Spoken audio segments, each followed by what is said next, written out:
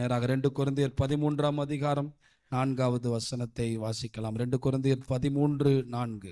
ஏனெனில் அவர் பலவீனத்தால் சிலுவையில் அறையப்பட்டிருந்தோம், அவர் பலவீனத்தால் சிலுவையில் அறையப்பட்டிருந்தோம், தேவனுடைய வல்லமையினால் பிழைத்திருக்கிறார்.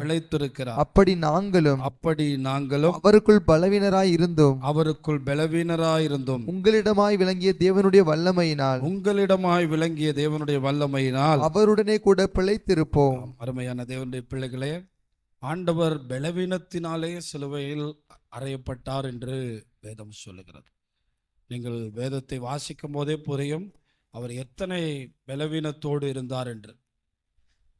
பிதா அவருக்காக எந்த ஒரு அனுக்கிரகமும் கொடுக்கப்படவில்லை. நம்மை போல் அவர் மனிதனாய் அதை செய்தார். அதற்கு உதாரணம் என்ன தெரியுமா?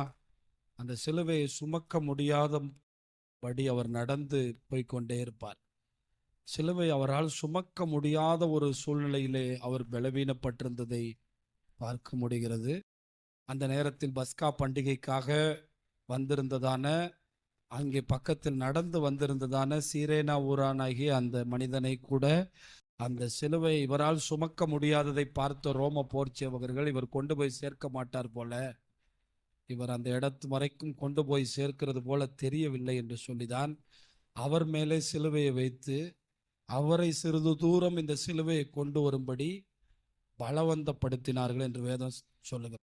அந்த அளவிலே அவர் பலவீனப்பட்டிருந்தார். ஏன்னா அவரை விசாரிக்கிறோம் என்கிற பேரிலேயே 39 அடி அடித்து அவரை உருக்குலைய பண்ணிவிட்டார்.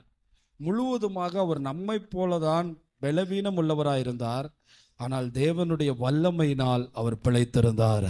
இந்த காலை வேளையில் நம்முடைய வாழ்க்கையிலும் அப்படிப்பட்ட பலவீனங்கள், அது சரீர பலவீனங்கள் மட்டுமல்ல, சில காரியங்களை செய்ய முடியாதபடிக்கு நம்முடைய பலவீனம் இன்றைக்கு நம்மை தடுத்து கொண்டிருக்கிறது உண்மைதான். நாம் பலவீனத்தால் செய்ய முடியாதவைகளை அவருடைய வல்லமையினால் கர்த்தர் செய்வார். உண்மையை சொல்ல போனால் அப்போஸ்தலனாகிய பவுல் தன்னுடைய ஊழியத்தினுடைய நடு மையத்திலேயே வியாதிப்பட்டு விட்டார். அவர் அந்த வியாதியினாலே மிகவும் ஒரு கஷ்டமான சூழ்நிலைக்கு தள்ளப்பட்டதை பார்க்க முடிகிறது.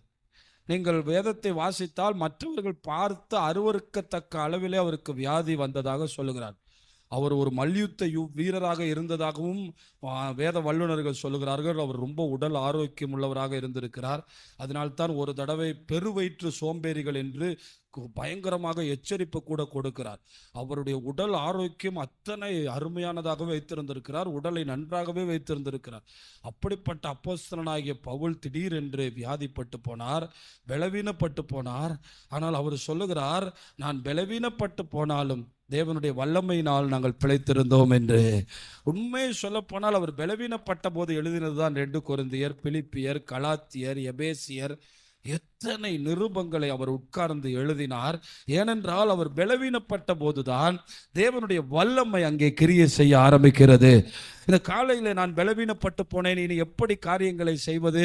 ஐயோ, எனக்கு பலன் குறைந்திருக்கிறதே, பொருளாதாரம் குறைந்திருக்கிறதே, வசதிகள் இல்லாமல் இருக்கிறேனே, பலவிதமான காரியங்களை செய்ய முடியாதவனா இருக்கிறேனே என்று நீங்கள் எண்ணுவீர்கள் என்றால், பலத்தினாலும் அல்ல, பராக்கிரமத்தினாலும் அல்ல, தேவனுடைய ஆவியினால் கூடும்.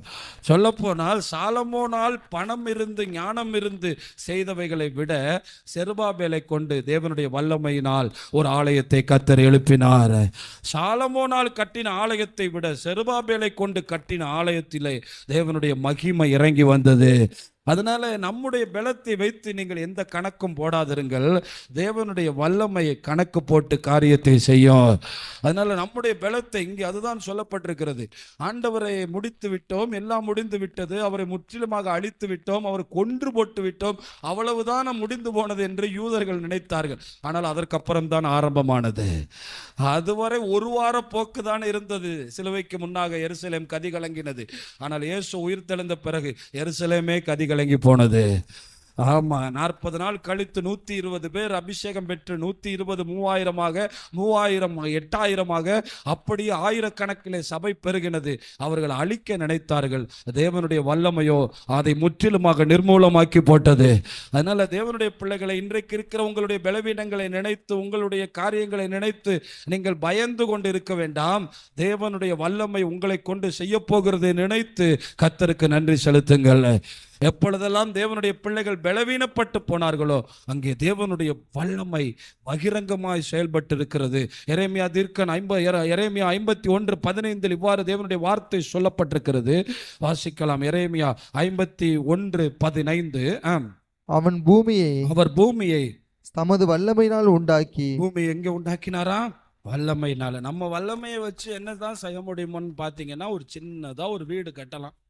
அது கூட நம்மளால கட்ட முடியல. நம்ம அப்பா எதெல்லாம் கட்டி வச்சிருக்கிறாரு? இந்த பூமியே கட்டி வச்சிருக்கிறாரு. அல்லேலூயா. அப்போ எவ்வளோ பெரிய ஆண்டவரை நம்ம ஆராதிக்கிறோம். நீங்கள் பயப்படலாமா? ஒரு சின்ன சின்ன காரியங்களை செய்யும்போது நம்ம ஏன் பயப்படுறோம்னா, நம்ம எதை வச்சு கட்டிக்கிட்டு இருக்கோம்னா நம்ம வல்லமையை வச்சு கட்டிக்கிறோம். நம்ம வல்லமையை அங்கே கொண்டு வராதீங்க. நாம் ஆராதிக்கிற தெய்வம் அவருடைய வல்லமையினாலே இந்த பூமியை உண்டாக்கி இருக்கிறாரு.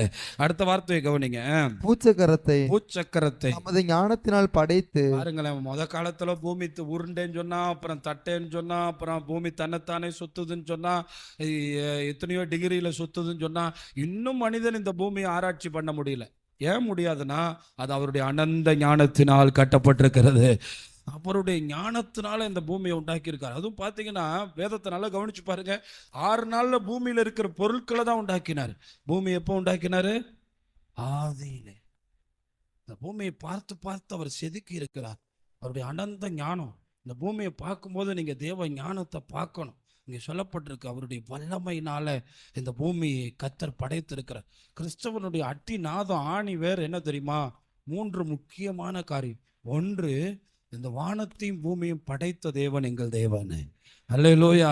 2வது, கன்னியினுடைய வயிற்றிலிருந்து அவருடைய வல்லமையினாலே பிறந்த தேவன் எங்களுடைய தேவன்.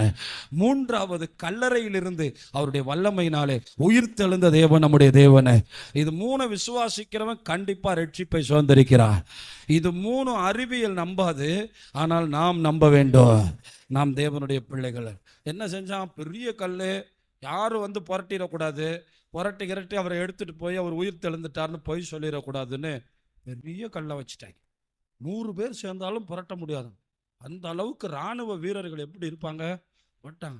பார்த்தா ஆண்டவர் கல்லையே புரட்டாமலே எந்திரிச்சிட்டார். ஆமென், அல்லேலூயா. அது எப்படி உயிர் தெழுந்தார்? அவருடைய வல்லமை. அப்போ கல் எதுக்கு புரட்டினாங்க? அவர் உயிர் தெழுந்த பிறகு நம்மளுக்காகத்தான் கல்லை புரட்டி போட்டாங்க. ஏன்னா நம்மால் என்ன பண்ண மாட்டான்? நம்ப மாட்டான்ல. என்ன கல் புரட்டாமல் இருந்துச்சுன்னா நம்ப மாட்டான். அதனால ஆண்டவருடைய தூதன் வந்து அவன் ஒரு ஆள் வந்து இந்தா அப்படி போ அப்படின்னு சொல்லி தூக்கி போட்டு போயிட்டான். ஏன்னா அத்தனை வல்லமை உள்ளது தேவனுடைய கரம். அதனால அவன் பாட்டுக்கு சாதாரணமாக ஒரு பிளாஸ்டிக்கை எடுக்கிற மாதிரி தூக்கி அந்த பக்கம் தள்ளி வச்சுட்டு அவன் பாட்டுக்கு அங்கே உட்காந்துட்டான் அந்த கல் மேலே. ஏனென்றால் நீங்கள் உங்கள் வாழ்க்கையில் மூடப்பட்டிருக்கிற கல்லுகளை பார்த்து பயப்பட வேண்டாம். கர்த்தருடைய வல்லமை அதை புரட்டி போடுகிறது. அதனால உங்கள் வாழ்க்கையில் இப்போ எதெல்லாம் அடைக்கப்பட்டிருக்கோ அதெல்லாம் பார்த்து நீங்கள் பயப்படக்கூடாது. உங்கள் வல்லமையை கொண்டு அல்ல.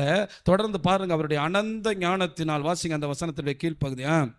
அவருடைய பூச்சக்கரத்தை தமது ஞானத்தினால் படைத்து வானத்தை தமது பேரறிவினால் விரித்தார். வானத்துலதான் அவருடைய பேர் அறிவே இருக்காமுங்க. இன்னைக்கும் எத்தனையோ நட்சத்திரங்கள் எல்லாம் ஆராய்ச்சி பண்ணி பாக்குறாங்க, முடியலங்க. பூமிய ஞானத்துல படைச்ச ஆண்டவர் வானத்தை என்ன பண்ணி வச்சிருக்காராம்? பேரறிவினால் உண்டாக்கி இருக்கிறாராம். இந்த வானத்துல சூரியனை வச்சிருக்காரு, சந்திரனை வச்சிருக்கிறாரு, நட்சத்திரங்களை வச்சிருக்கிறாரு. அந்த காலத்துல நட்சத்திரங்களை வச்சுதான் கால குறிப்புகளை படைச்சாங்க. அப்போ அவருடைய அனந்த ஞானம் இந்த வானத்திலே தொங்க விடப்பட்டிருக்கிறது. அவருடைய ஞானத்தினால நமக்கு இவ்வளவு சீலிங் போடவே முடியலையே. அவர் வானத்துக்கே பூமிக்கே சீலிங் போட்டு வச்சிருக்கிறாரு. நினைச்சு பார்த்தா பாருங்க, நம்மளால ஒரு சின்ன காங்கிரீட் போடணும்னா கதி கலங்கிடுறோம். 5 லட்சம் தேவையா, 10 லட்சம் தேவையா, எப்படி போட போறோன்னு தெரியலையா, ஐயோன்னு நினைக்கிறோம். அவர் பாட்டுக்கு போர்வை மாதிரி விரிச்சு வச்சிருக்கிறாரு. அந்த தேவன் நம்முடைய தேவனா இருக்கிறாரு. அதனால என் தேவனுடைய பிள்ளைகளே, நாம் இந்த காலத்தில் வந்திருக்கிற உங்களுடைய வல்லமையை இதெல்லாம் எப்படி செய்ய போறோம்? மரியாள் அப்படித்தானே கேட்டாங்க, இது எப்படி ஆகும்னு. ஆண்டவருடைய வல்லமை உன் மேல வரும், எல்லாம் நடந்துரும். அதனால அவருடைய வல்லமையினால நீங்கள் நடக்க முடியாது என்று நினைக்கிறவைகளை கர்த்தர் நடத்தி காண்பிக்க போகிறார். அவருடைய வல்லமை அவைகளை அவைகளை நடத்தத்தான் போகிறது. அவர் ஆகாயத்திலே கீழ்காற்றை வரப்பண்ணி தம்முடைய வல்லமையினால் தென்றலை வீசச் செய்து காடைகளை வரவழைத்தார் என்று சங்கீதம் 78:26 சொல்லுகிறது. மோசே, நல்ல கவனிங்க, சீனாய் மலையில ஏறினவன் 40 நாள் ஆண்டவரோட இருந்த மோசேக்கு ஜனங்கள் இறைச்சி கேட்டபோது என்ன வந்துருச்சு? சந்தேகம் வந்துருச்சு.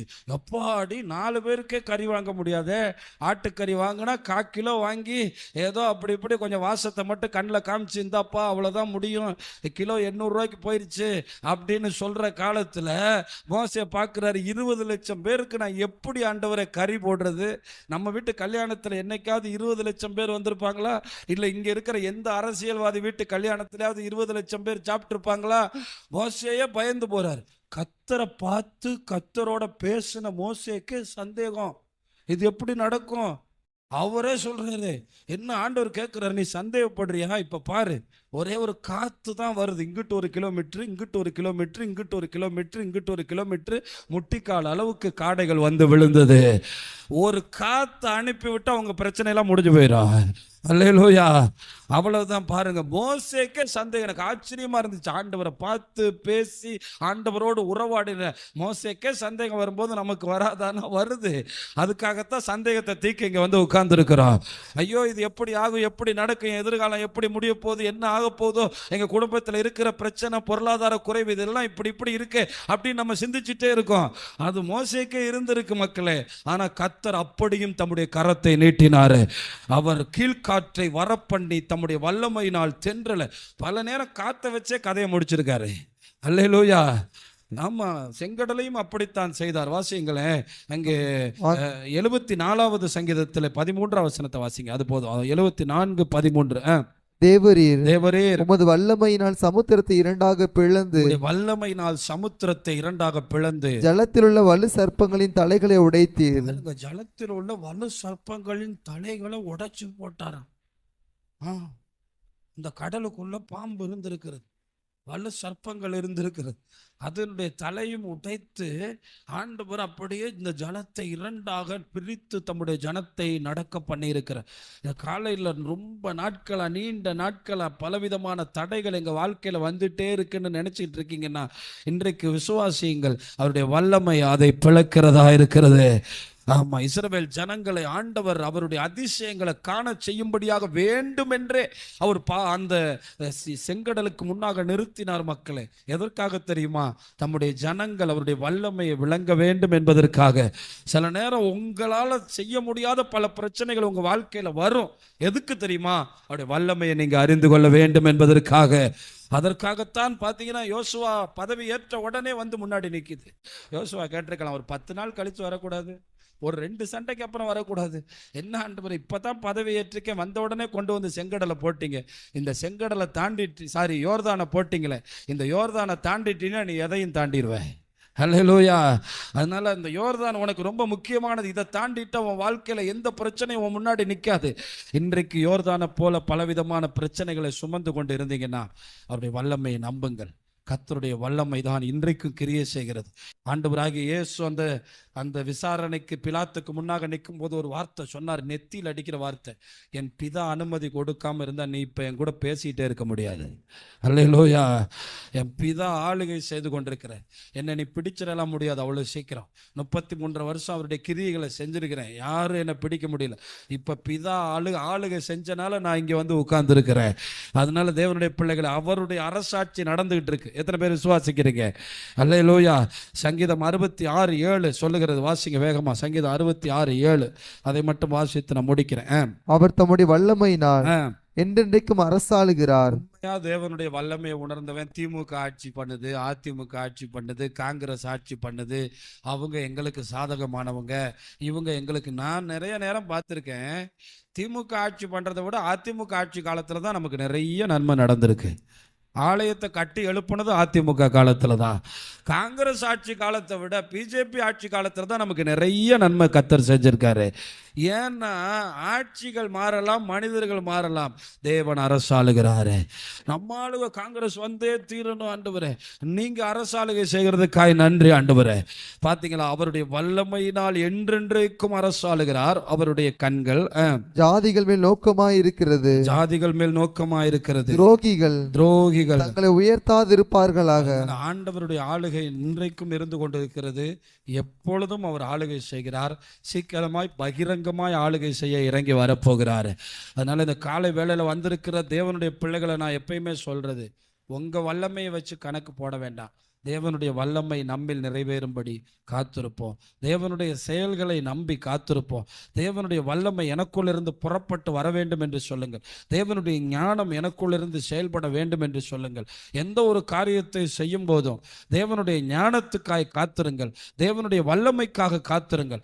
எப்பொழுதும் சொல்லுங்கள், ஆண்டவரே நான் எழுத போறதில்லை, நான் செய்ய போறதில்லை, என் முயற்சி இல்லை, நீங்க இதை செய்து தாருங்க ஆண்டவரே, நம்முடைய வல்லமை இதை செய்யணும் ஆண்டவரே அப்படின்னு சொல்லணும். அதுபோல் அதை பெற்றுக்கொண்ட பிறகும் நீங்க சொல்லணும், இதை நான் சாதிக்கல, தேவன் இதை சாதித்திருக்கிறார். அவருடைய வல்லமை வரும்போது அந்த உலகம் உங்களை பார்த்து ஆச்சரியப்படும், இவங்க எப்படி இதை செஞ்சாங்கன்னு. அதனால அவருடைய வல்லமையினாலே அவர் பலவீனராய் சிலுவையில் மரித்து அடிக்கப்பட்டிருந்தோம். அவருடைய வல்லமையினால 3வது நாள் பெரிய ஒரு ஆச்சரியம் நடந்தது. அவர் உயிர்த்தெழுந்ததற்கு பெந்தைக்கோஸ்தே நாளே சாட்சியா இருக்கிறது. அவர் உயிர்த்தெழுந்ததற்கு இன்றைக்கு உலகத்தில் இருக்கிற 200 கோடிக்கு மேற்பட்ட கிறிஸ்தவர்கள் சாட்சியா இருக்கிறார்கள். வேற என்ன சாட்சி வேண்டும்? உலகத்தில் இருக்கிற கிறிஸ்தவ நாடுகளும் தேவனுடைய பிள்ளைகளும் சாட்சியா இருக்கிறார்கள். ஒவ்வொரு மதத்திற்கும் ஒரு நாடு இருக்கிறது. உலகமே கிறிஸ்தவர்களாக இருக்கிறோம். அல்லேலூயா. அதற்கு காரணம் ஆண்டவர் தம்முடைய வல்லமையினால் உயிர்த்தெழுந்ததும் இன்றைக்கும் அந்த வல்லமை உங்களுக்குள்ளே கிரியை செய்ய போதுமானதா இருக்கிறது. அதுக்கு ஒண்ணுதான் இருக்கு, விசுவாசிக்க வேண்டும், அவருடைய வல்லமையை நம்ப வேண்டும், அவருடைய வல்லமை எனக்குள்ளிருந்து செயல்பட ஒப்பு கொடுக்க வேண்டும். மரியாள் சொன்னாங்க பார்த்தீங்களா, இதோ நான் உமக்கு அடிமை, எனக்குள்ளே நீர் செயல்படும் என்று சொன்னபோது வானத்தை பூமியும் படைத்த ஆண்டவரே உள்ளே வந்து விட்டார். அவருடைய வல்லமைக்காக காத்திருக்க வேண்டும். அவருடைய செயல்களை அவரை கொஞ்சம் செயல்படுறதுக்கு வழிவிட வேண்டும். அப்ப தேவனுடைய கரங்கள் நீட்டப்படும், தேவனுடைய வல்லமை உங்களுக்குள்ளே உண்டாகும். அவர் பலவீனத்தால் சிலுவையில் அறையப்பட்டோம், தேவனுடைய வல்லமையினால் பிழைத்திருக்கிறாரே. அப்ப இங்க பலவீனத்தோடு வந்திருக்கிற நான் கண்டவரை பலவீனத்தோடு ஊழியம் செய்த ஊழியம் எத்தனையோ தேவனுடைய பிள்ளைகள் பலவீனத்திலும் ஊழியம் செய்து சாதித்திருக்கிறார். பலவீனத்தோடு அவர்கள் செய்த ஊழியம் மிக பிரம்மாண்டமாக இருந்திருக்கிறது, மிக வல்லமையாக இருந்திருக்கிறது, தேவனுடைய பார்வையில் மிக விலையேற பெற்றதாக இருக்கிறது. அதை நீங்கள் மறந்து விடாதிருங்கள். அதனால உங்கள் பலத்தை வைத்து எதையும் நீங்கள் கணக்கு போடாதபடிக்கு இன்றிலிருந்து உம்முடைய வல்லமையினாலே நாங்கள் பிழைப்போம் என்று சொல்லுங்க. எழும்பி நிற்கலாமா? இல்லை.